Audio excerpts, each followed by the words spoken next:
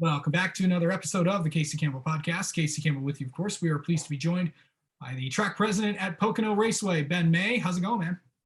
So good, man. Appreciate you having me back on. This is cool. This is, lots of stuff going on at the Tricky Triangle, and you also are planning some renovations, from what I've heard. We are. We had a strong year. We had the biggest crowd we have had in 10 years. The racing was great, right? Our campgrounds were full. I mean, everything we set out to do, with our team and from a, goal standpoint, we kind of checked those boxes. I mean, we were grateful that Mars and M&M's decided to come on and, close out their fan appreciation and their years in the sport with us. Huge camping crowd, great attendance, really nice weather, and the racing spectacular too. I mean, these Xfinity cars continue to put on a show week in and week out. So, we saw that here as well. Cup race was spectacular with a little controversy at the end, whether Chase and Denny and Cal and all them, whatever it is, what was what it was. So we had a fun year, regardless of everything. We had a fun year, and so got tickets back on sale.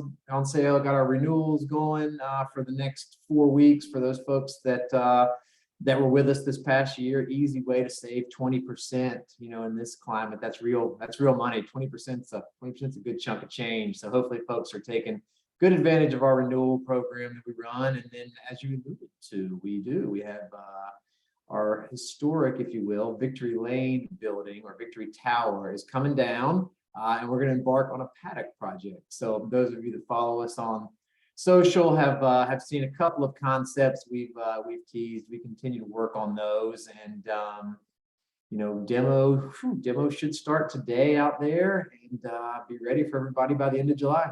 That should be fun. So what made the decision to renovate all that stuff? So we constantly want to improve, right? I mean, our facility is not new, right? It's not a young facility, and we constantly have to reinvest in it and have to pick the right areas to reinvest in it. I mean, if you kind of go through what we've done over the years, we redid our tunnel entrance, which is beautiful, has that mountain feel with the fountain and waterfall. Added a couple of playgrounds for the kids, added a dog park.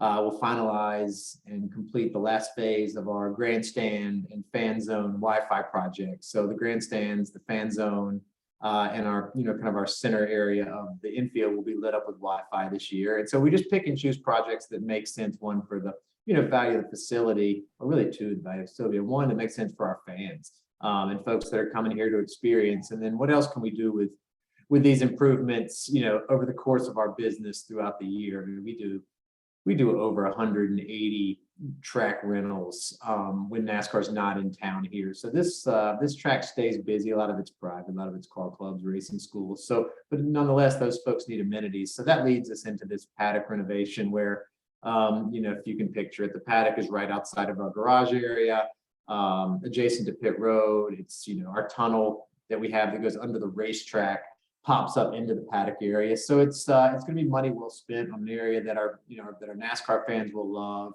Our car clubs will get some good use out of.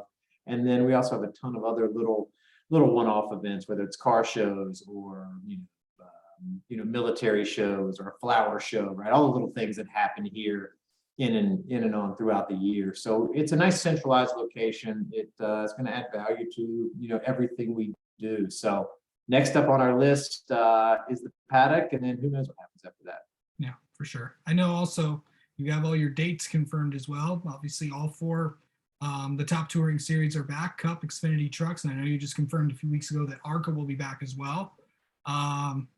Get all that straightened out. I know the title sponsors and all that are still in the works, but how exciting is it to I know it's been a while, but July will be here before you know it. I know, it's funny, man. We're like 280 some days out, maybe less than that, 270 some. Not that I'm, always counting, but I am. And then I'll wake up one day and we'll be 100 days out, and I'll wake up and it'll be like 20 days out, and I'll be like, man, what the hell is going on? But yeah, you're right. It's, date equity is important to us, and consistency in the schedule is important to us. We want, we've bounced around over the years. from end of July, or actually from early June to late July to end of June on the double, and then now to this late July date, which is perfect for us. I mean, that's a beautiful time of year. When everybody in the South is baking, we're up here in the North doing okay, in 70 degrees and, pretty little July in Northeast PA. But having ARCA and the Craftsman trucks and Xfinity, and then, kicking it off with a huge cup race on Sunday, or finishing it off with a huge cup race on Sunday is a big deal to us. And, our fans hopefully can say, okay, great, Pocono is now into July, and we can plan around that, and it can be consistent. And then, as you mentioned, sponsorship, like everybody in our industry, it's the long grind and the long haul. So we'll continue to, prospect and talk to partners and see who wants to come and have a little fun with us. But we had a heck of a year last year. I mean, we continue to say it, but it's true. I mean, our TV ratings were great. We were like a 156 on USA, which is top of the mark, if not number 2 on the list so far. All races sponsored, grandstands full. I mean, it was a dream come true. So we got to build on that. Right? We don't rest on our success here. And the challenge always comes in repeating success. So that's where we are. Yeah, I know that you mentioned the biggest crowd that you guys have had in 10 years. What was that like to see all those people out there?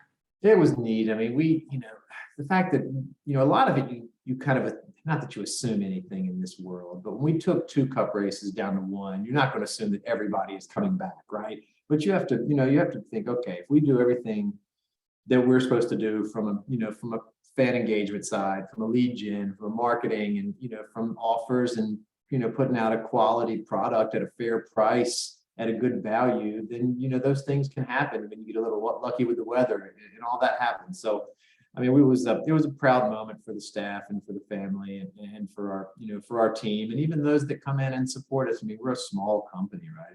As funny as it always sounds, we're just a small family-owned business, right? We have a 20-person staff here that balloons to, 1,700 people on race weekend to pull this off. So when our fans come in, and our contractors and our volunteers and everybody that helps support this show kind of lives the same core values and really guest service that we do, it makes it happen. I mean, race fans have, and partners for that matter, have a ton of choices. This is not, this is a different game we play. I mean, Kevin Harvick and Christopher Bell, they're going to every race. So it's not like LeBron is coming to town and you have one chance to see LeBron, right? Or you have one chance to see Kevin Durant, or you have one chance to see Aaron Rodgers.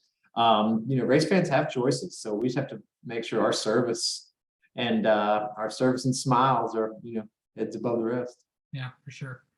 Yeah, it's going to be a solid weekend. It's yeah.